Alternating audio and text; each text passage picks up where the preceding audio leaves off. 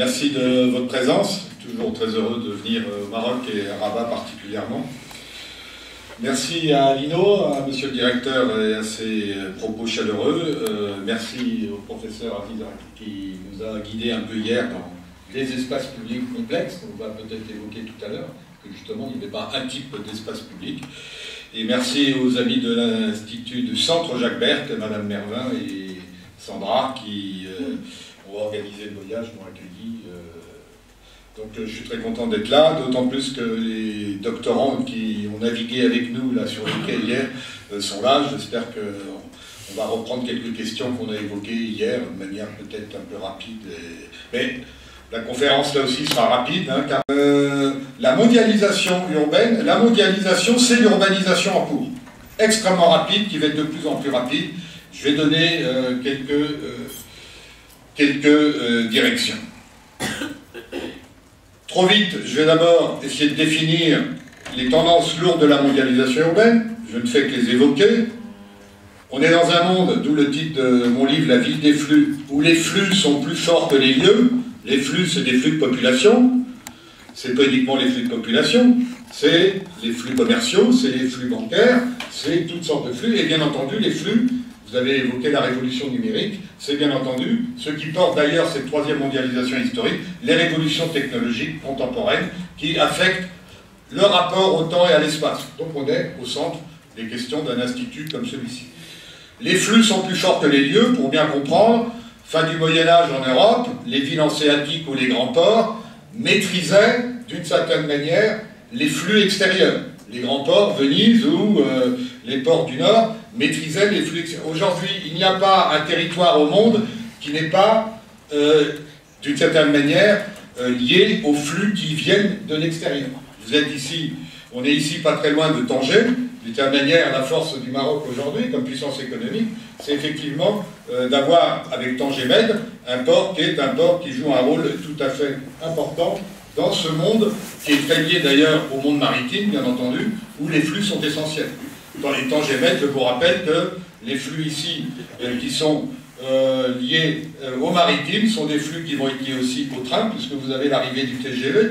Il y a des tas d'éléments autour de Tanger qui montrent effectivement que le Maroc, là, est au cœur d'un certain nombre de transformations liées à ce qu'on appelle la mondialisation et au rôle des flux. Je rappelle qu'on n'a aucun port français, je m'excuse devant les Français, qui aujourd'hui est capable de concurrencer Tanger. Et c'est un gros problème d'ailleurs. Donc il y a une espèce de, je dirais, d'énergie marocaine et qui permet de mieux comprendre pourquoi les flux sont plus forts que les lieux. Ça ne veut pas dire que les lieux ne se réorganisent pas. Deuxième tendance, la segmentation, l'entre-soi, ce qu'on appelle les logiques électives, les logiques sélectives de repli sur soi, pensez au gated community, l'emporte sur la mixité. C'est des tendances lourdes, ce qui ne veut pas dire que vous n'avez pas des cas particuliers.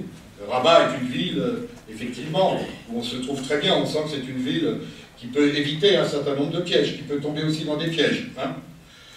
Deuxième tendance lourde, et la troisième tendance lourde qui va affecter bien sûr notre réflexion sur l'espace public, le privé, la privatisation, c'est-à-dire le marché, l'emporte sur le public. Le public, ben, c'est ce mot-là qui, d'une manière, venait avec espace public. Donc qu'est-ce que ça veut dire? Ben, ça peut vouloir dire, on va le voir tout à l'heure, que beaucoup d'espaces publics aujourd'hui sont des espaces en voie de privatisation.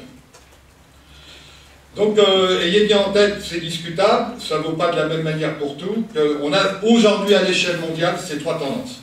Les flux sont plus forts que les lieux, ça ne veut pas dire qu'on est dans un monde virtuel, dans un monde de flux, sans réorganisation territoriale.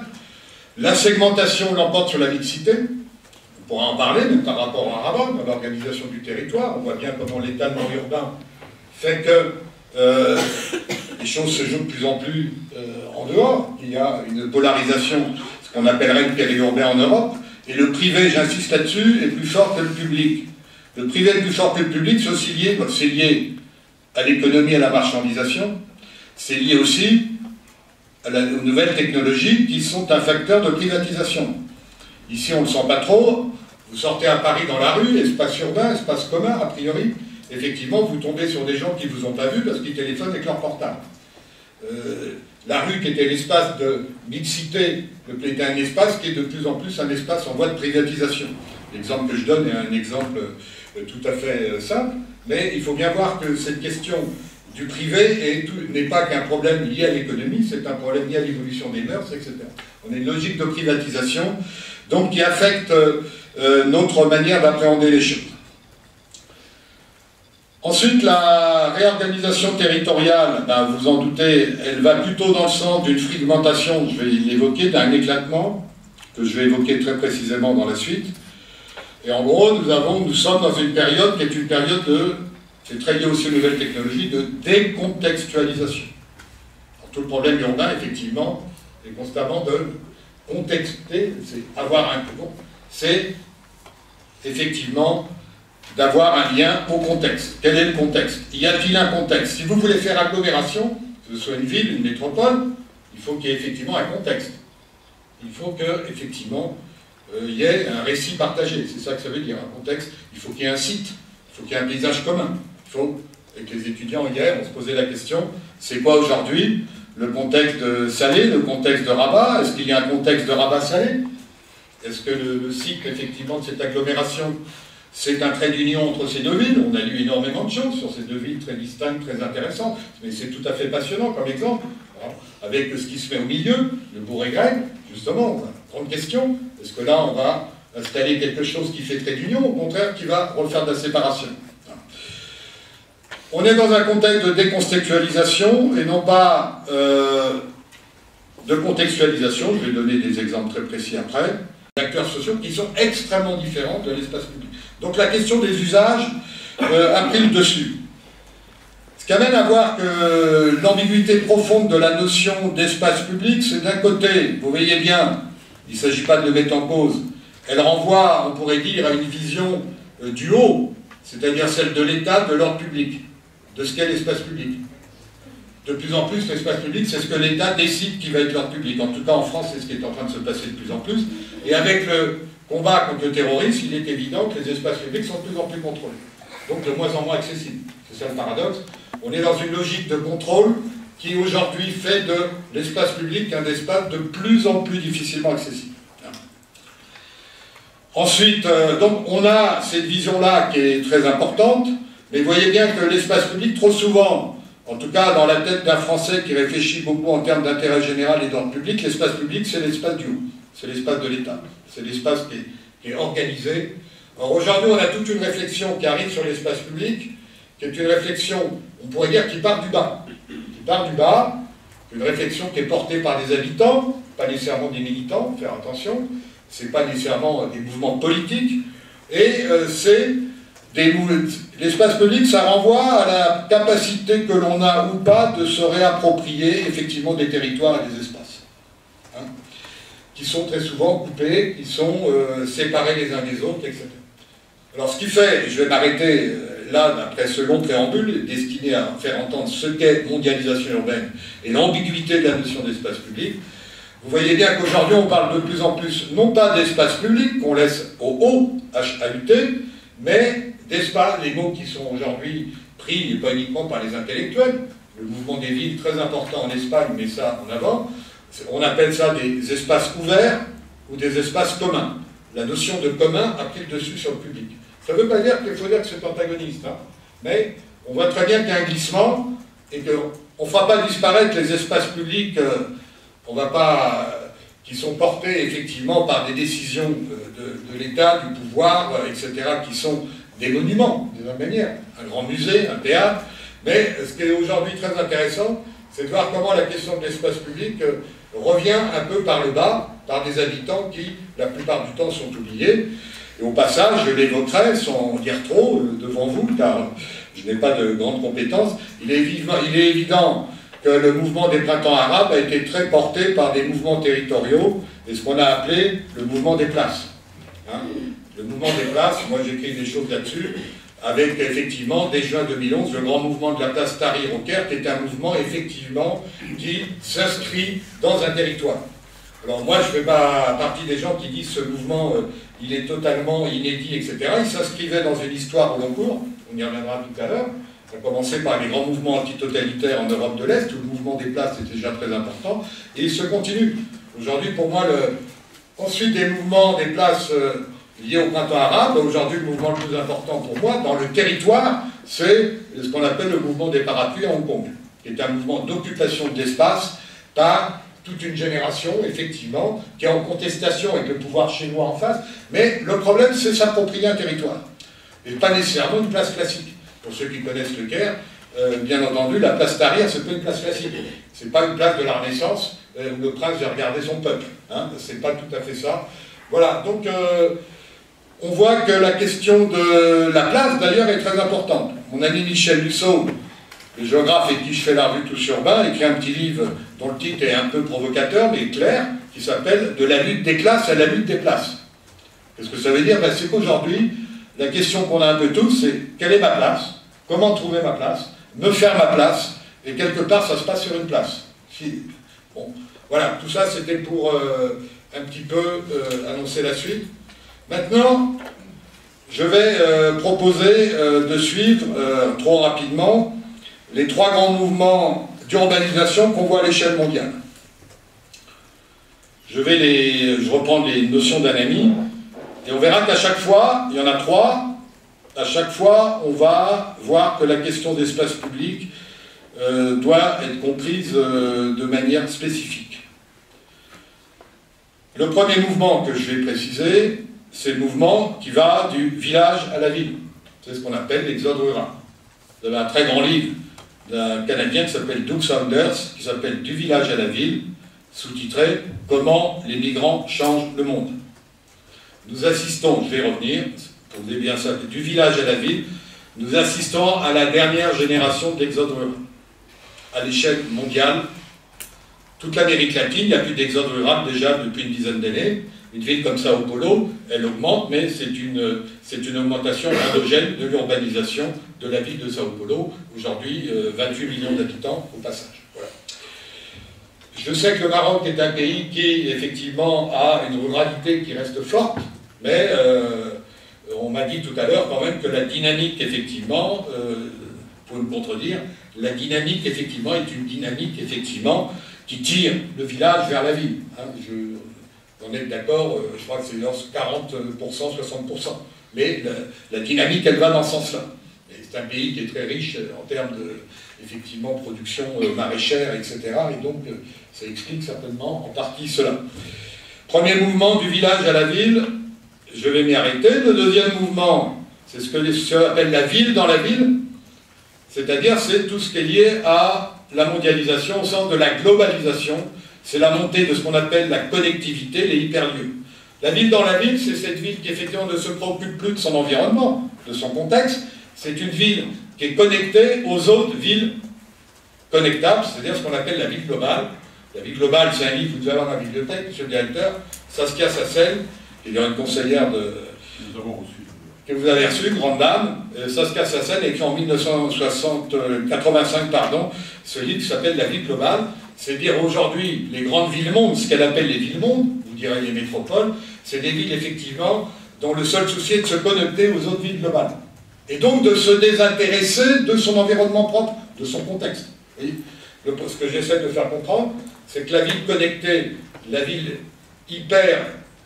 connectée qu'on va appeler un hyperlieu, c'est le terme de Michel Lussot, qui vient d'écrire un livre qui s'appelle Hyperlieu, où il décrit tous les hyperlieux, que je vais évoquer tout à l'heure. Au fond, on peut parler d'une ville dans la ville qui se constitue, mais en dehors de ce qui se passe ailleurs. Pour bien faire comprendre, je connais assez bien le Caire, vous avez une agence d'urbanisme aujourd'hui au Caire qui propose, pour bien faire... Dubaï, c'est la ville avec Singapour hyper connectée par excellence, c'est la ville hyperlieu par excellence. Petite ville. Singapour un peu plus grosse, mais c'est une île, c'est pas un hasard. Vous avez par exemple dans cette ville très étendue, un peu pieuvre comme le Caire, là aussi, on est à 25 millions d'habitants, très étendu. Vous avez un projet d'urbanisme qui consiste à dire on va faire Dubaï sur le Nil. C'est-à-dire qu'on va faire un petit hyperlieu dans cette immense ville incroyable. Alors, est-ce qu'on va faire un bourré grec Non, un Dubaï sur le bourré grec, je ne sais pas. Enfin, je dis ça un peu en riant, on n'est pas du tout dans les mêmes contextes, mais ce que je veux dire, c'est que là aussi, la décontextualisation est centrale, et bien entendu que l'espace public là, ils sont très nombreux, je vais les évoquer tout à l'heure, ils sont tous privatisés, ils sont marchandisés. Qu'est-ce que c'est que le public au sens de l'ordre public, de l'intérêt général, de la vision du public telle que nous l'avons, je dirais, dans un esprit politique démocratique. Et troisième temps, c'est ce qu'on appelle non pas l'exode rural, c'est l'exode urbain. L'exode urbain, en France, on appellerait ça le périurbain, mais à peu près partout dans le monde, c'est le modèle américain. Les gens sortent, ne restent pas dans le centre-ville, ils vont dans ce qu'on appelle tous les suburbs, etc. J'ai cru comprendre quand même qu'à Rabat, beaucoup de gens, même là, l'université est quand même déjà très décalée du centre-ville, et que bientôt, entre Casa et Rabat, peut-être qu'on aura une urbanisation continue qui pourra monter jusqu'à Kénitra, etc., tout le long du littoral. Je vais prendre maintenant ces trois mouvements, en m'arrêtant sur ce qui peut nous intéresser, mais voyez bien que le problème, ces mouvements sont divergents. Et le grand problème pour nous, c'est de savoir comment les faire converger, qui est la grande question politique au sens démocratique du terme. On voit des choses en train de diverger, il faut arriver à... Du village à la ville, on va voir tout à l'heure, tout de suite, c'est ce qui va nous amener à parler de non-lieu. La question de l'informel est là centrale. La ville dans la ville, c'est ce qu'on appelle les hyperlieux. Et l'exode urbain, c'est l'étalement, c'est etc. Si on veut faire converger tout ça, la grande question pour l'urbain, pour l'urbaniste, et l'architecte, c'est de recréer des milieux. C'est de recréer des ensembles qui font sens. Donc, ayez en tête ça, non-lieu, hyperlieu, milieu. Au passage, vous verrez que tout ce vocabulaire, il fait écho à ce qui se passe sur nos petites machines, puisque le vocabulaire contemporain pour comprendre ce qui se passe dans la réalité urbaine, c'est exactement le vocabulaire qui permet de comprendre le numérique, les révolutions technologiques. Aujourd'hui, nous sommes des navigateurs, nous naviguons, il y a des pirates, etc. Et le langage des flux est un langage qui est un langage extrêmement liquide, hein. C'est un langage maritime. Le langage d'Internet est un langage maritime, puisqu'on ne s'arrête jamais, on ne s'arrête pas. C'est pour ça que le Maroc est extrêmement intéressant dans la mondialisation. Votre développement est sur le littoral maritime. Vous avez un développement, j'ai déjà dit, très fort au niveau de Tanger. Mais vous avez une puissance intérieure avec les montagnes, etc. Mais vous avez un développement très maritime, hein, le long du littoral. Au passage, je rappelle qu'aujourd'hui, 65% de la population vit à moins de 100 km des côtes. Donc la question du littoral est quelque chose de central. Même si les difficultés sont énormes pour le Brésil aujourd'hui, tout le développement chinois-brésilien, il se fait à moins de 100 km des côtes. Et la grande question pour eux, c'est de constituer des duopoles, c'est-à-dire un grand port, une grande métropole. On a là quelque chose qui se met en place, qui est vraiment extrêmement visible. Il faut regarder la carte géographique. Mais j'insiste, je ne le redirai pas trop, ce qui se passe dans la réalité urbaine et ce qui se passe sur notre petite machine. Le mouvement du virtuel et le mouvement de la réalité. C'est-à-dire que la principale question, je vais revenir, c'est la connexion. Si vous n'êtes pas connecté, vous êtes hors jeu. Et qui dit connexion, si vous n'êtes pas connecté, la question c'est l'accès. Il faut pouvoir avoir accès. C'est pour ça que la question de l'espace public est de plus en plus une question qui est liée au problème de l'accès.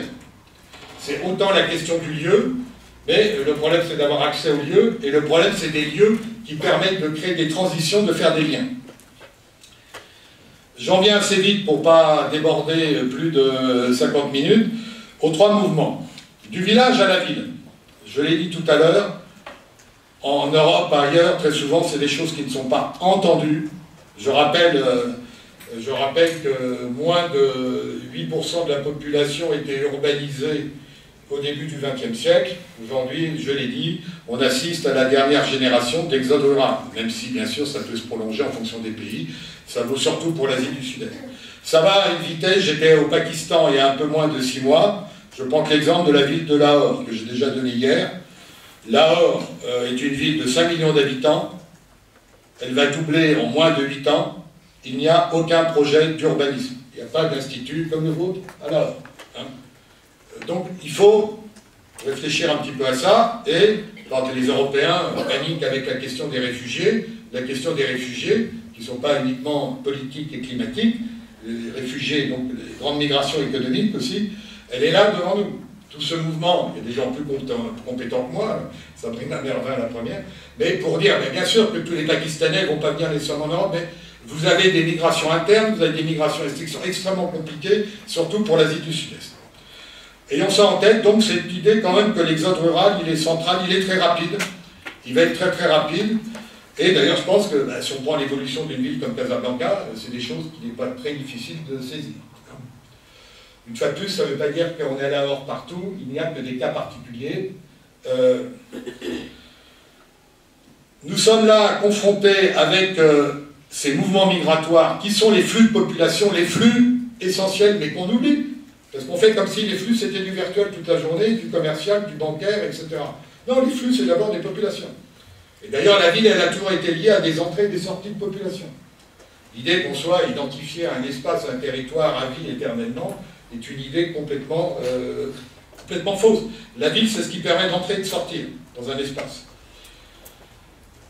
Nous sommes confrontés à la question aujourd'hui, qui est celle, difficile à saisir, dans un contexte français, où il y a un code de l'urbanisme très puissant, et finalement, où tout est à sa place, où tout doit être à sa place. Nous sommes confrontés à la question de l'informel. La question de l'informel, c'est une question qui permet justement de comprendre en quoi l'espace public pose problème. Là, on est, par rapport à ce que j'ai dit tout à l'heure, ni privé ni public. Alors tout à l'heure, on va revenir sur la ville que j'ai évoquée tout à l'heure, le hyperlieu, hein, la cité-État, Dubaï ou Singapour. Là, vous avez une privatisation absolue. Là, avec l'informel, ce qui est très intéressant dans la réflexion urbaine, c'est que c'est ni. D'ailleurs, c'est ce que Ibn Khaldoun décrivait très bien. Vous avez des textes de Ibn Khaldoun extraordinaires sur la villagisation des espaces urbains. C'est-à-dire, c'est plus le village, mais c'est pas encore la ville. Vous avez des anthropologues qui travaillent, il y a un livre sur Kinshasa remarquable, qui montre ça, qui se sert d'Ibn Khaldoun, Philippe Debuck, qui est belge, il travaille sur Kinshasa en montrant, c'est ni un village, c'est ni un espace urbain au sens classique. C'est quoi? C'est un nouveau type de territoire, on dirait informel, si vous voulez. Je vais juste prendre des exemples différents de l'informalité pour comprendre que le problème, c'est de voir qu'il y a de multiples scénarios par rapport à ces mouvements de migration qui sont en demande d'entrer dans des espaces urbains, susceptibles ou non de les accueillir. On peut prendre comme toujours, mais c'est très important de voir que c'est des exemples qui ont du sens. Vous prenez la question des favelas, très important, parce que là, vous avez quand même des espaces qui ne sont pas nécessairement amenés à se métamorphoser. Le problème des favelas, c'est de leur donner visibilité. Il y a 20 ans, les favelas à Rio n'étaient même pas sur la carte urbaine de la mairie. Ils n'existaient pas. Il y avait un non-lieu, pour parler comme ça, ontologique. Ils n'existaient pas.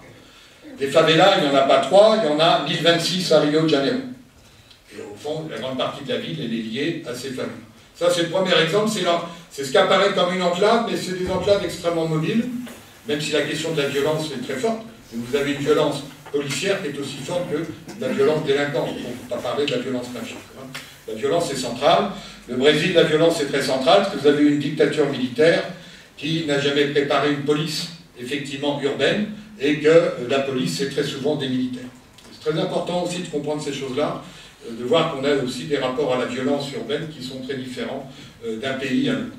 J'ai donné cet exemple facile pour donner tout de suite un contre-exemple qui est celui de la Chine. C'est aussi un gros pays continent comme le Brésil. La Chine, vous avez un système qui est très peu connu, mais ici j'ai vu que des étudiants le connaissaient hier, en tout cas mon voisin, qui n'est pas étudiant, c'est le système du Hupu, c'est-à-dire que nous avons des migrations extrêmement fortes à l'intérieur de la Chine, et qui sont totalement contrôlées par un parti-État qui est extrêmement puissant. Le Hupu fait que ça veut dire que vous avez une carte de résidence urbaine. Pour pouvoir résider à Shanghai, même si je travaille à l'intérieur de Shanghai, je dois avoir une carte de résidence urbaine qui va me permettre d'accéder aux droits sociaux. Et si je n'ai pas cette carte, je n'ai pas le droit d'accéder à l'hôpital ou à l'éducation pour mes mômes. Voilà. Donc c'est bien le contrôle chinois des mouvements migratoires et de l'informalité, il est là. Il est dans cette carte de résidence urbaine qui me donne les droits sociaux. Et au passage, n'oublions jamais que quand Cerda invente l'urbanisme à Barcelone, pour lui, qu'est-ce que c'est qu'une ville? C'est avant tout ce qu'il appelle un petit état social. C'est-à-dire, c'est un espace où vous avez mutualisation des risques et redistribution, et vous avez partage des services. Services, partage des risques, redistribution. C'est ce qu'on appelle l'État-providence à la française. Une petite ville, c'est rien d'autre que ça. Ça tient parce que vous avez effectivement, c'est un système d'échange, vous avez cette possibilité de partager des risques. En Chine, donc, vous avez une migration extrêmement forte interne, je ne rentre pas dans les chiffres, vous connaissez sûrement comme moi, vous avez ce moyen de contrôle des mouvements migratoires qui explique qu'effectivement, ça ne saute pas en permanence. Je vais donner encore un autre exemple, qui est celui, mais d'une époque ancienne, quand M. Erdogan en Turquie était maire d'Istanbul, avant de devenir un dictateur. Il avait institué ce qu'on appelle les quartiers tremplins, ça s'appelle les Gecekundu, il les avait reconnus en tout cas. Ça veut dire qu'on laisse les populations qui arrivent de la campagne, et Turquie c'est extrêmement rapide le mouvement d'urbanisation, construire Gecekundu, c'est-à-dire construire dans la nuit, c'est-à-dire quand la police n'est pas là. Et donc on laisse construire dans la nuit, donc la ville s'étend progressivement et on donnera au bout d'1 ou 2 ans accès à ce territoire informel, accès à un certificat de propriété de ceux qui ont construit. C'est une chose qui maintenant est derrière nous. Et pour bien comprendre comment on peut arriver à la question de l'espace public dans ces espaces informels, c'est-à-dire de monter vers la ville de manière très difficile, j'insiste pas, vous sentez bien le problème comme moi, je vais donner un dernier exemple pour bien faire comprendre les questions, c'est l'exemple de Lima. Lima, capitale donc du Pérou, d'ailleurs capitale, on est en plein désert, hein, au bord de la mer on est en plein désert, c'est la 2e grande capitale du désert au monde, après le Caire. Et vous avez des arrivées de population qui sont connues, c'est les gens qui arrivent des montagnes. On peut voir un jour, on sait que 5000 personnes vont descendre. Qu'est-ce que faisait l'administration, elle ne le fait plus maintenant, de la ville de Lima? Elle faisait en sorte que les habitants qui descendaient, donc les migrants, puissent bénéficier d'espace, d'abord, d'espace pour se réunir, je dirais espace public, d'espace de réunion, d'espace de... Bon, déjà, pouvoir avoir un territoire, accès à l'eau, accès à l'électricité, au gaz, si c'est le cas. Le problème n'est jamais donné en priorité à la construction. On laisse faire l'autoconstruction. La question n'est donc pas le logement au sens strict. La question va être, au fond, de favoriser la construction de ce qu'on appelle en français les aménités, c'est-à-dire des éléments qui vont vous permettre d'être mobile et de vous déplacer. La question centrale, c'est justement de ne pas enfermer les gens dans l'équivalent d'une cité sociale telle que nous on les a conçus, c'est de créer des espaces qui permettent la mobilité. Et dans ce cadre-là, ben, les espaces publics, c'est des espaces de mobilité. Hein. Et vous voyez aussi que le problème qui est posé, que dans ces espaces dits de relégation, la question du logement n'est pas la question prioritaire. Parce que l'autoconstruction, il ne faut jamais l'oublier, même dans le cadre de l'histoire de Paris entre les 2 guerres mondiales, l'autoconstruction des Portugais, des Italiens en première couronne, elle a été faite sur le mode de l'autoconstruction. J'insiste là-dessus, c'est pas pour dire que c'est pas bien de se loger, au contraire, tout le monde a besoin d'accès au logement, et dire ça à Paris, ça paraît très scandaleux quand il y a des sans-domicile fixe, etc. Et c'est pour bien faire comprendre que la question là de l'espace public, c'est la question de la possibilité de disposer de mobilité, d'avoir accès à autre chose qu'un territoire qui nous en fait. C'est très important, vous avez toute une réflexion là-dessus. Donc dans ce premier cas de figure qui est du village à la ville, et donc la montée des migrants extrêmement, parce que tous ces exemples-là, vous pouvez en prendre un peu partout, hein, dans le monde aujourd'hui, cette question comment les gens vont s'intégrer ou pas dans un nouveau type de territoire. Ils sont dans un informel ni privé ni public, comment les choses peuvent bouger. L'urgence est la plupart du temps, pour éviter la relégation, effectivement, de réfléchir à ce que sont des espaces qui vont permettre d'être mobiles. Hein.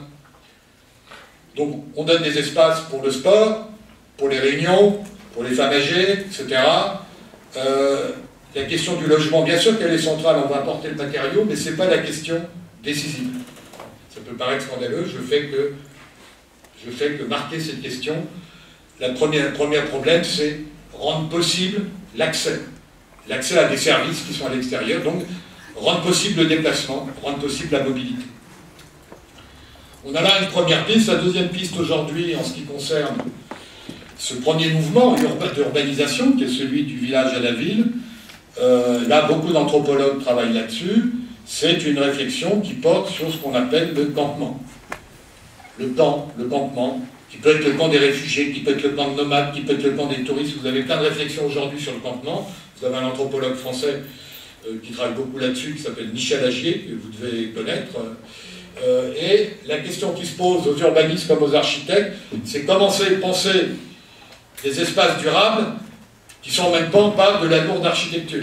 C'est comment construire quelque chose qui tient sans pour autant qu'on soit dans l'architecture classique, etc. C'est le campement.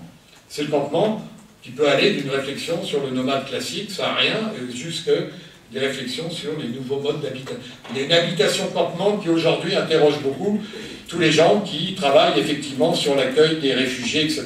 Vous avez en France beaucoup d'architectes, à Naples par exemple, qui a travaillé à Calais, etc. Et vous pouvez trouver ça sur Internet, et une réflexion sur la manière de construire est extrêmement importante. C'est-à-dire que là aussi, la question de l'espace public est devenue la question de comment on peut organiser un territoire construit qui effectivement tienne sans pour autant que ce soit un territoire d'enfermement. Je fais qu'indiquer la piste, parce qu'autrement, effectivement, vous avez des systèmes d'accueil de réfugiés qui, je ne parle pas là de l'Europe, bien sûr, où l'accueil d'ailleurs est assez limité, en tout cas en France, je parle des zones très dures.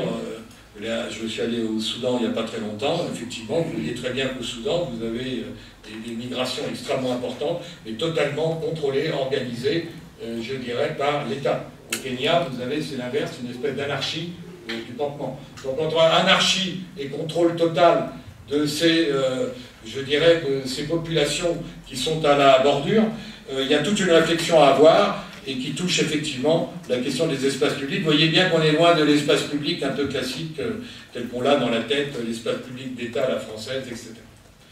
J'en viens maintenant assez vite au deuxième temps, ce que j'ai appelé la ville dans la ville. J'ai déjà évoqué, c'est le hyperlieu. Quels sont les hyperlieux qu'on prend souvent en compte? Ben, c'est les malls, c'est les shopping malls, vous en avez. C'est des lieux fermés, avec l'accès, qui sont des lieux privatisés.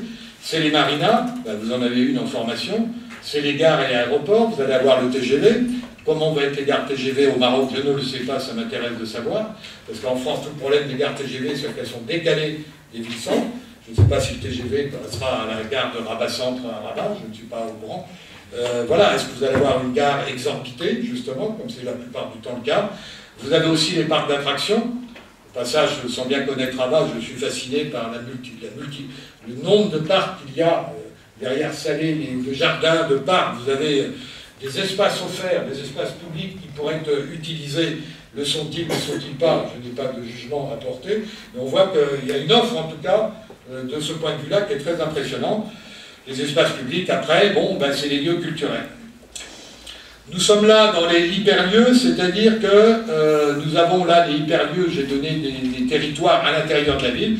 Le hyperlieu, je l'ai dit tout à l'heure, le hyperlieu aujourd'hui, c'est la ville des villes, c'est la ville hyper connectée. Je ne vais pas y revenir pour ne pas être trop long. Le modèle qui est donné, qui est le modèle des Chinois, le modèle d'un peu tout le monde, c'est Singapour. Singapour, qui est une ville, vous savez le slogan de Singapour, vous avez, pour bien comprendre ce qu'est une ville hyper connectée, global, vert, connecté. Global, vert, vous avez tout, c'est vrai que c'est une ville très très écologique, très verte, pour ceux qui connaissent. Il manque un seul mot, c'est démocratique, mais je ne rentre pas dans ce débat, qui est quand même un débat important, parce qu'effectivement, aujourd'hui, même des grands économistes de gauche, comme Stiglitz, font l'éloge de Singapour. Vous avez un État social qui redistribue pas mal, mais effectivement, l'économiste qu'est Stiglitz oublie qu'on est une dictature depuis 50 ans, un parti unique, et que l'accès à la nationalité, à la citoyenneté, c'est un peu compliqué, comme c'est compliqué à Doha, comme c'est compliqué à Dubaï, etc.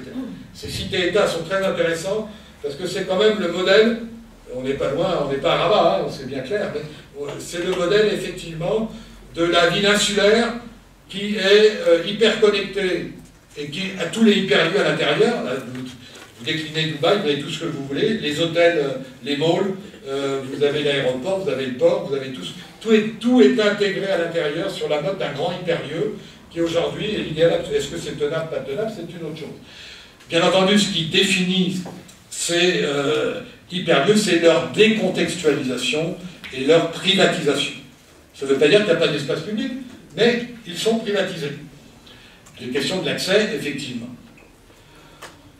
Alors quand on a dit ça, est-ce qu'il faut se résigner et dire, ben voilà, bon, d'un côté, on a ce mouvement de montée vers la ville, on a, bon, bien entendu que des cités-États comme celle que je viens de décrire, des villes hyper connectées, on n'en a pas tant que ça. D'ailleurs, La plupart du temps, c'est des espaces insulaires, hein. C'est pas pour rien. C'est des petits espaces insulaires, c'est des petites cités-États. Et on voit que la tendance, c'est quand même à faire ce que j'appelais tout à l'heure, parce que ça, c'est bien clair, vous avez tous l'immensité du Caire dans la tête, des petits Dubaï sur le Nil. C'est-à-dire, l'idée aujourd'hui, je suis patron d'une grande métropole, bah, je vais me faire mon petit espace hyper connecté. Hein.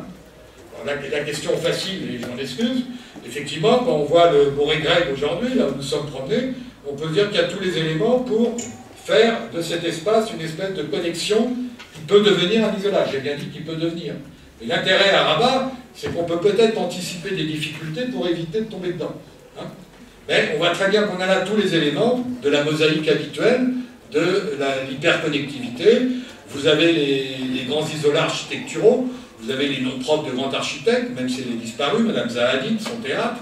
Vous avez la marina, vous avez les logements qui paradoxalement, qui étonnamment coupent les perspectives entre Salé et Rabat. C'est moi ce que je trouve le plus problématique, c'est-à-dire qu'il faut une coupure là où il faut faire réunion. Alors que c'est le génie du tramway de Rabat. Moi, c'est un des premiers grands tramways que j'ai découvert au monde. C'est quand même un tramway qui fait très d'union. Hein, parce qu'il amène d'ici, hein, au lieu de l'élite, de l'université, pour nous amener à la fin, quand on arrive au terminus de la ligne, on est dans des zones bidonvillisées. Hein. Donc trait d'union, rupture. Je ne dis pas que je ne fais pas un procès du projet Boré-Grec, je dis c'est passionnant. Je dirais pour le citoyen que je suis et l'amoureux de Rabat, c'est de dire on est là dans une phase il faut éviter de tomber dans le piège. Voilà, de constituer un isolat, bien sûr, ce ne sera pas un petit Dubaï sur Boré-Grec, mais on a des éléments qui permettent de réfléchir un peu. Après, est-ce qu'on est condamné, quand on parle d'un hyperlieu, d'une connexion, est-ce qu'on est condamné à dire que cette connexion est privée, franchisée, qu'elle renvoie simplement au commerce, etc. Vous avez des exemples extrêmement intéressants. Je pense que le problème de la connexion, c'est d'apprendre que ce soit une gare ou autre chose. Un aéroport, c'est plus compliqué car c'est nécessairement très contrôlé. Mais la gare n'a pas nécessairement à être simplement franchisée, c'est-à-dire accueillir des lieux de commerce. Vous avez à Brasilia, par une très grande gare de car-train, qui est extrêmement intéressante, puisque cette gare, moi j'essaie d'expliquer ça souvent aux maires en France et à la SNCF, hein, c'est une gare qui vous offre des services franchisés, vous pouvez vous nourrir, des restaurants, etc. Elle offre une bibliothèque, elle offre une médiathèque, elle offre des services culturels, et elle offre des services sociaux. Stand pour femmes battues, stand de ce qu'on appellera en français, excusez-moi, sécurité sociale, du lieu d'information sur l'administration, etc. C'est-à-dire que un lieu de connexion, ce n'est pas nécessairement un mauvais lieu public qui est coupé de son contexte. C'est un lieu qui peut offrir effectivement une multiplicité de services. Et je pense que dans un pays comme le vôtre, où il va y avoir beaucoup, je pense, de... Qu'est-ce que va devenir la gare de Rabat? J'ai vu le projet, là, Londrière, elle va de Rabat Centre-Train. Hein. On voit très bien que c'est une gare qui peut faire une offre urbaine, qui n'est pas une offre simplement... que j'appelle donc marchandisé, etc. Je donnerai d'autres exemples tout à l'heure, mais de ce point de vue-là, on a en Amérique latine, qui sont des pays assez durs, qui ont très liés à un capitalisme extrêmement violent. Donc il faut qu'une ville, ça tienne. Hein. Une ville, s'il y a trop de violence, elle ne tient pas. Les hommes d'affaires, ils foutent le camp ailleurs. Hein. Et justement, il y a la nécessité de créer ce qu'ils appellent des espaces publics pour apaiser la violence. Hein, au Brésil, on ne parlait même pas d'espace public il y a 5 ans. Parce que c'est un pays, je l'ai déjà dit, sorti de dictature militaire. Il n'y a pas d'espace public, il y a des dictateurs. En tout cas, ils ne sont pas ouverts. Face à la dureté des situations, il y a eu différents mouvements contre les transports. Ben, les gens se réapproprient des espaces qui n'étaient pas prévus pour cela, des parcs, etc. C'est-à-dire, ils vont créer des espaces publics qui n'étaient pas conçus pour, d'une certaine manière, être des espaces ouverts. Et on a ce mouvement à l'échelle mondiale de manière extrêmement intéressante, surtout en Amérique latine. Colombie, où en Colombie, vous avez tout un mouvement qui consiste, vous le voyez dans les bus, partout, tout simplement, c'est quoi passer du privé au public? C'est quoi rentrer dans l'espace public? Très important de saisir ça. Je reprendrai un exemple tout à l'heure, en finissant. Troisième temps, je serai beaucoup plus rapide. Donc on a vu du village à la ville dans la ville. Le risque, c'est de créer cette espèce d'isolat qui se coupe un peu du reste de l'agglomération. Les mauvaises langues disent que quand M. Sarkozy a voulu faire le Grand Paris, lui, son rêve, c'était d'avoir la violence d'un côté, les cités, etc. Parce que c'est toujours bien d'avoir de la violence, ça permet de faire un peu de... ça permet de faire un peu de montrer son autorité, paradoxalement. Et de l'autre côté, on avait cette espèce d'île de la Défense, notre ancien endroit gratte-ciel à Paris, qui était notre petit Manhattan. Et je pense que dans sa tête, c'était exactement ça.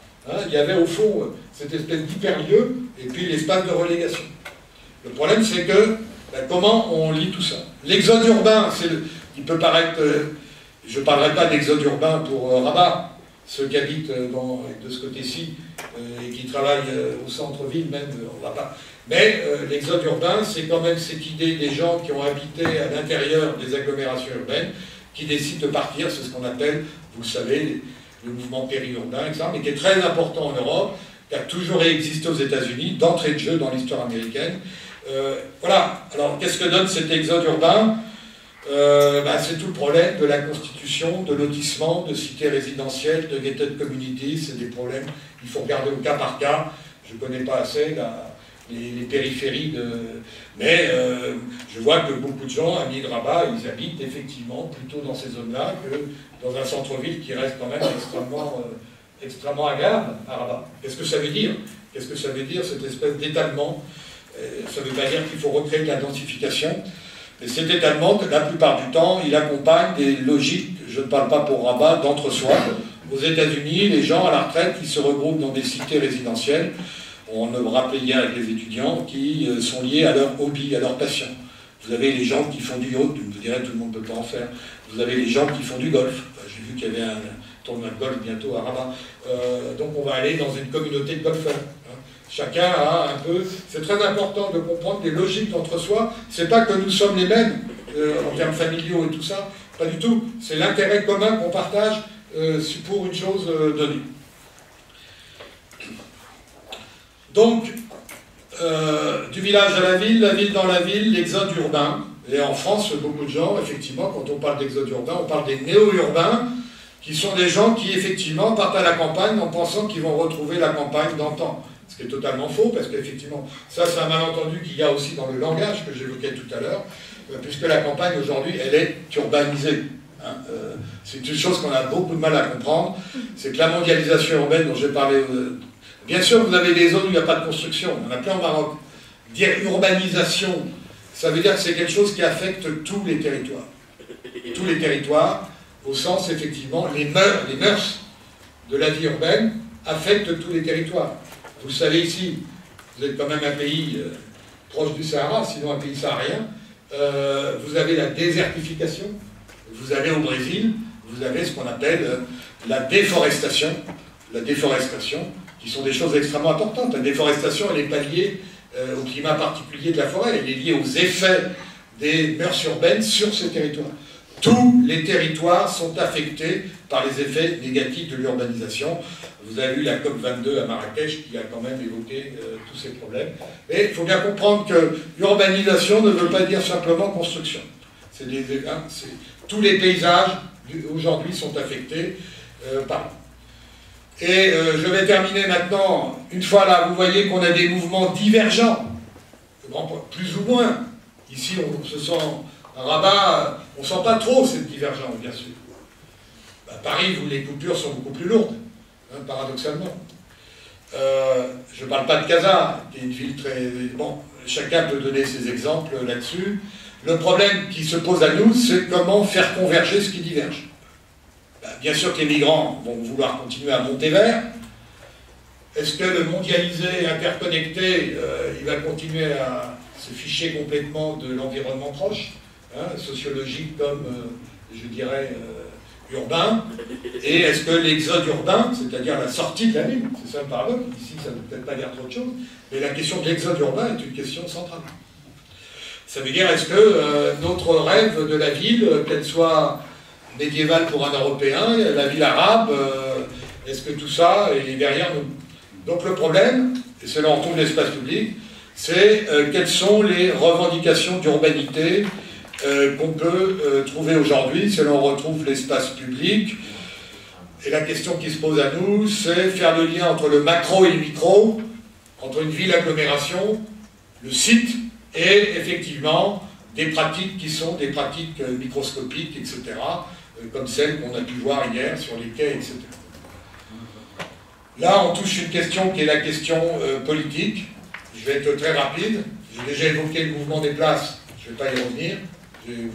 Mais pour moi, c'est extrêmement important de comprendre ce qui s'est joué là.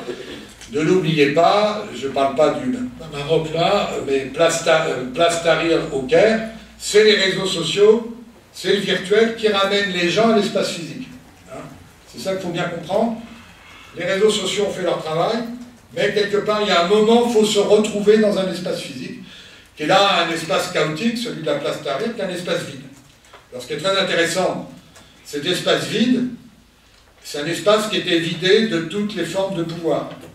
À l'époque, Place Tahrir, ni pouvoir religieux, ni pouvoir du parti, pouvoir de Moubarak. Hein.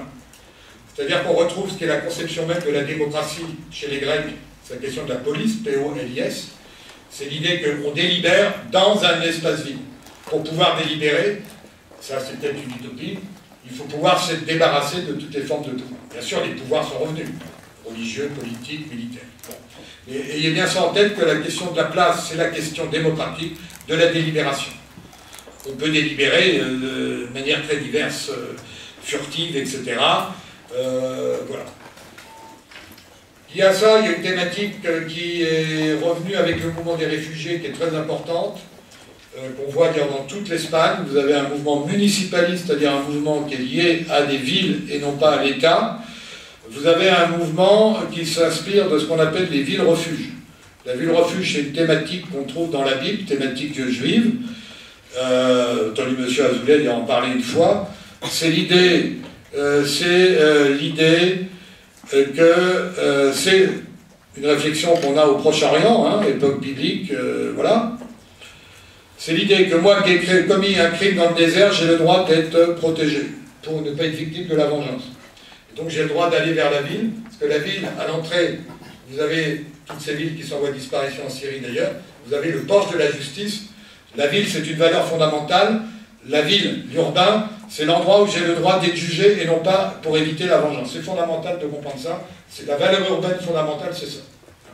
La ville refuge, c'est l'idée que la ville doit accorder, je ne veux pas faire de démagogie, mais hospitalité. Pour accorder hospitalité, je dois accorder la sécurité aussi. Hospitalité, sécurité, jugement. Je fais qu'évoquer ce thème et qui est très important, qui est repris aujourd'hui au Proche-Orient difficilement, vu l'état des lieux, c'est le cas de le dire, ou le non-état des lieux, mais vous avez tout le mouvement municipaliste en Espagne depuis 4-5 ans, qui n'est pas du tout lié au parti, un peu Demos et autres comme on le croit, qui est lié effectivement au pouvoir des mairies. Vous avez un petit livre, si ça vous intéresse, qui vient de sortir là-dessus, et qui a pris comme thème le thème de la ville refuge. Donc, la place publique, les printemps arabes, la ville refuge, le mouvement municipaliste qu'on ne trouve pas uniquement en Espagne. Un mouvement municipaliste, c'est un mouvement où effectivement la ville peut avoir une grande autonomie. Bien entendu, en France, c'est compliqué. Même si on invente des métropoles, on est un pays à état fort, la ville, elle n'aura jamais effectivement une autonomie forte. Je ne connais pas assez le Maroc pour savoir quelle est l'autonomie de ville de Meknès, je ne parle pas de Rabat qui est une ville royale, mais voilà, quelle est l'autonomie de Marbon. Mais c'est très important aujourd'hui, à l'échelle mondiale, de voir qu'il y a un mouvement qui s'institue au-delà de la question, je dirais, des revendications de place, qui est un mouvement qui joue la ville contre l'État. Hein, il ne s'agit pas d'en rajouter trop, ça dépend des cultures politiques, ça dépend effectivement des pays et de leur culture politique. Vous avez en Allemagne un mouvement municipaliste qui est bien plus important qu'en France, parce qu'effectivement, vous avez en Allemagne, vous avez affaire à une culture fédérale, où les régions sont très importantes. Et pour donner un exemple bien précis, vous avez un mouvement aux États-Unis aujourd'hui avec M. Trump, si on ne veut pas toujours être désespéré, vous avez un mouvement de ce qu'on appelle les villes sanctuaires. Je ne sais pas si vous le connaissez ou non, extrêmement important, on n'en parle quasiment pas, même dans la presse française. Les villes on est dans un État fédéral. Vous avez une autonomie des villes, comme vous avez l'autonomie des municipalités espagnoles. Et je pourrais revenir. Une ville sanctuaire aujourd'hui, c'est une ville, je rejoins un peu toutes les questions que j'ai pu évoquer, c'est une ville où la police fédérale n'a pas le droit d'intervenir pour arrêter un individu, mexicain ou autre, qui n'aurait pas de papier. Vous avez une autonomie, effectivement, municipale, qui est une autonomie aussi de la police, au sens de l'organisation, du contrôle. C'est des choses extrêmement importantes pour comprendre aujourd'hui des choses qui se passent. Vous avez des États qui se durcissent d'un côté, c'est lié à la lutte contre le terrorisme, c'est pas uniquement.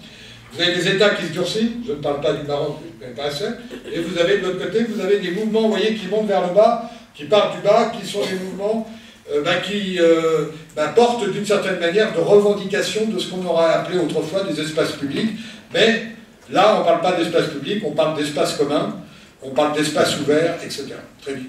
Et vous voyez que ça peut avoir une traduction politique, la ville sanctuaire, la ville rebelle, prenez l'exemple de Madame Colau, maire de Barcelone, qui aujourd'hui a toute une réflexion sur ce qu'elle peut faire ou pas dans sa ville. D'ailleurs, elle travaille avec des habitants qui ne sont pas nécessairement des militants politiques gauchistes, puisque la plupart sont pour conserver la propriété, il n'y a pas de discours, et elle est très municipaliste. Leur gros problème à eux, c'est le rapport au tourisme. C'est effectivement se réapproprier la ville, les Ramblas, pour effectivement que cette ville ne soit pas prise en otage. Je n'ai pas évoqué le tourisme du tout depuis le début, mais là aussi, ce qu'est une marchandisation, c'est le tourisme. Vous voyez qu'à travers de la notion d'espace public, si on la reprend là comme revendication qui part du bas, vous avez quelque chose qui nous permet de comprendre que la ville est d'abord l'espace public en tant qu'agglomération qui porte un ensemble, un commun. Commun, ça veut dire comme si nous étions ensemble. C'est une agglomération. Donc vous avez peut-être une urbanisation, comme je l'ai montré, qui va dans un sens un peu négatif. Vous avez des contre-tendances qu'il faut entendre. Il y a des choses visibles, il y a des choses pas visibles, il y a des choses qui sont à rabat dans les coins. C'est ça qui se passe depuis quelque temps, qui est très intéressant. Et vous avez des pratiques des espaces publics, comme on a vu hier, les étudiants reviendront peut-être dans la discussion, qui sont très diverses.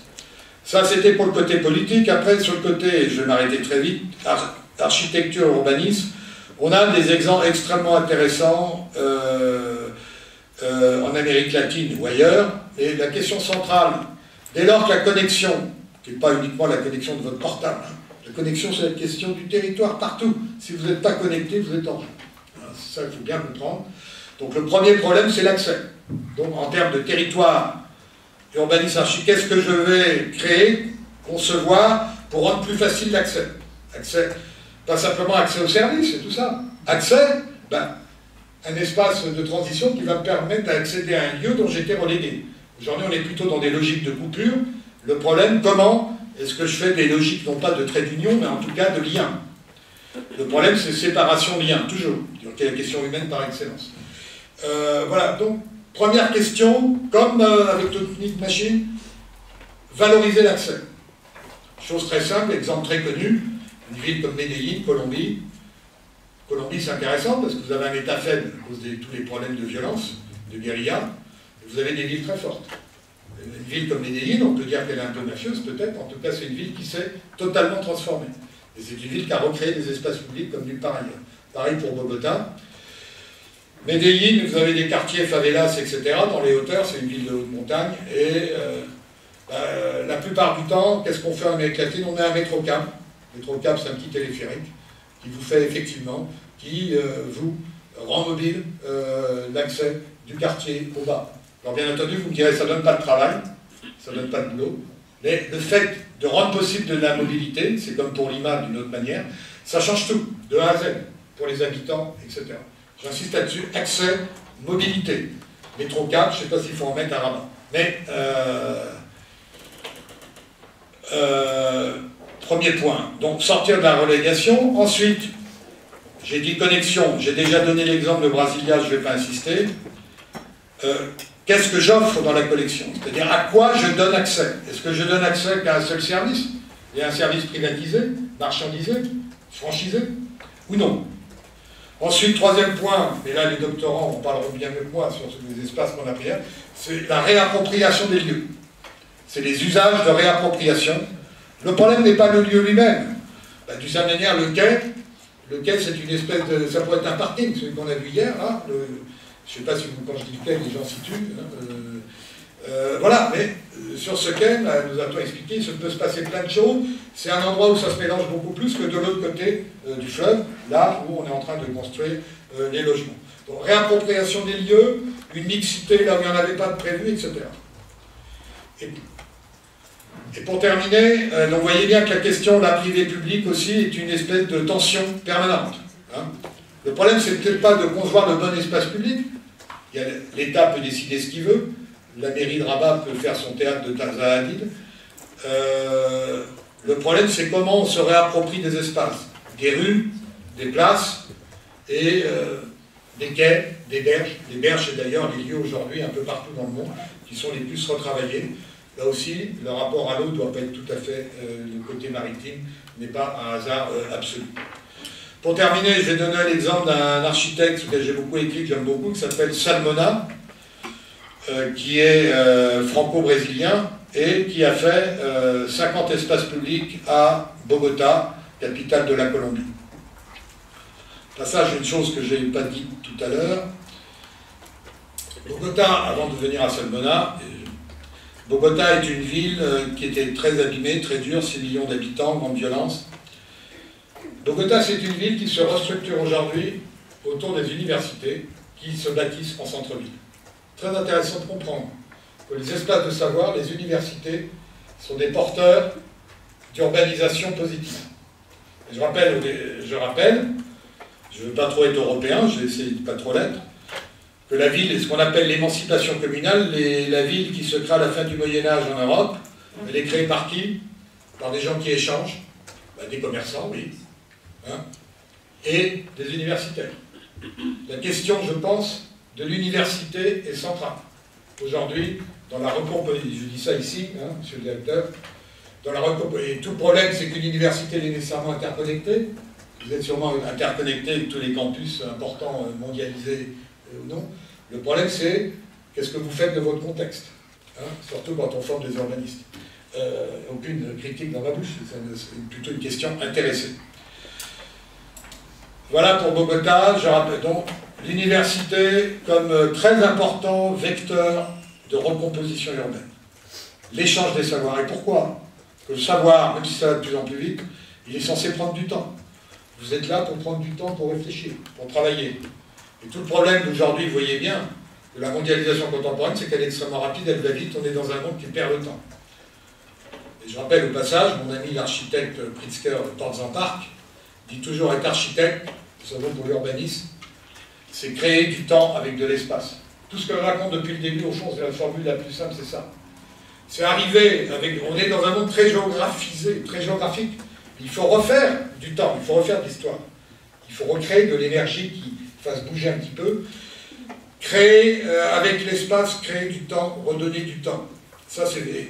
L'universitaire, c'est celui qui prend le temps. Hein. Donc ces lieux-là sont très importants. Très importants en termes de respect de toutes ces questions. Un mot sur Salmona, pour finir. Architecte qui avait travaillé chez Le Corbusier, donc il n'a rien contre le béton, mais il travaille à Bogota, 3000 mètres, on est dans les Andes. Lui, ce qui est intéressant, Le Corbusier, je caricature peut-être, il décontextualise. Il adore les bars, il bétonise et décontextualise. Le problème de Salmona, c'est toujours de contextualiser. Il ne fait que des espaces publics, des monuments. D'abord les archives, des musées, des logements. Je vais donner qu'un exemple plus longuement, il y en a 50. Lui, il n'appelle pas ça espace public, il appelle ça espace ouvert. Il faut ouvrir un espace. Ouvrir un espace, ça veut dire, on est dans les Andes, le site de Rabat est différent, mais on pourrait très bien imaginer des choses. J'ai dit tout à l'heure, quel est le site de Rabat, quel est le site de Salé. Et Salmona, quel que soit le monument qu'il fasse, d'abord, il creuse un espace. Il va toujours installer sa construction dans un parc, dans un espace qui va porter son monument, que ce soit un musée, que ce soit un logement. Il fait des logements, par exemple, près de la plaza des Corridas, des Toros, à Bogota. Il y a toujours un espace ouvert, c'est un espace qui va porter le monument, mais qui lui-même est indissociable d'un site qui lui donne sens. Hein, c'est ça que je veux dire. Donc là, l'exemple est très intéressant, et vous allez voir qu'on retrouve la question de l'accès. Donc d'abord, je creuse un espace pour faire un site, donc créer un espace commun. Il va le faire en plein centre-ville, c'est comme si on était à Beaubourg, on est à Bogota, excusez-moi de prendre l'exemple parisien, mais on est à Bogota, c'est très vert, c'est comme ici, beaucoup de parcs, et il fait une immense, en 60-80, bibliothèque Virgilio Barco, la bibliothèque vieillotte du nom d'un ancien président de la République. Et qu'est-ce que lui manque? Il n'y avait pas d'internet ni numérique, ni nouvelle technologie à l'époque. Qu'est-ce que lui demande le maire? Il lui demande, et ça c'est un exemple, je n'ai malheureusement pas de photos et tout, mais si vous avez l'occasion de voyager en Colombie, il faut voir tout ça. Moi j'envoie des architectes à la tonne regarder ça, ils en reviennent, mais comment? Vous connaissez Salmona. On lui demande de faire une bibliothèque pour des gens qui ne savent pas lire. C'était 75% à l'époque, c'est plus le cas à Bogota. Donc le seul problème sur lequel il va travailler, c'est l'accès. Les gens ne savent pas lire, ben, je ne vais pas faire une bibliothèque de livres que je leur assène immédiatement. Donc il faut amener, vous voyez que la question de l'accès que j'ai posée par rapport à la connexion technologique, la question de l'accès était déjà là dans son travail. Comment je fais permettre aux gens de transiter, de prendre le temps d'accéder aux livres si effectivement la rencontre peut se faire. Vous voyez bien que la question de l'accès, c'est la question du transit, c'est la question du lien, c'est la question du temps que l'on prend à faire lien. Donc c'est un très bel exemple pour comprendre que si on ne veut pas assister de plus en plus à la divergence de ces logiques d'urbanisation que j'ai évoquées beaucoup trop rapidement, il va falloir de plus en plus travailler sur ces espaces qui sont effectivement des espaces de mise en commun, des espaces non pas nécessairement d'agrégation, mais des espaces qui font que ça peut bouger, parce que toute la question effectivement que ça puisse bouger. Après on ne résoudra pas tous les problèmes comme cela. Voilà, donc je voulais un peu montrer ce paradoxe. On a une urbanisation lourde, mais il n'y a que des cas particuliers, c'est pas Rabat où c'est le pire, je pense, en déficit d'urbanité. Mais on a tout un mouvement aujourd'hui mondialisé qui est une revendication d'urbanité qui passe par les territoires et souvent par des revendications d'autonomie des villes, qui est quelque chose de très intéressant. Voilà, je m'arrêterai là, je laisse ouvert le débat, sachant qu'après, on peut aussi discuter de Rabat, qui à mon avis a beaucoup d'atouts pour effectivement jouer sa place dans ce défi de demain, qui est le défi de pouvoir redevenir urbain sans être séparés les uns des autres.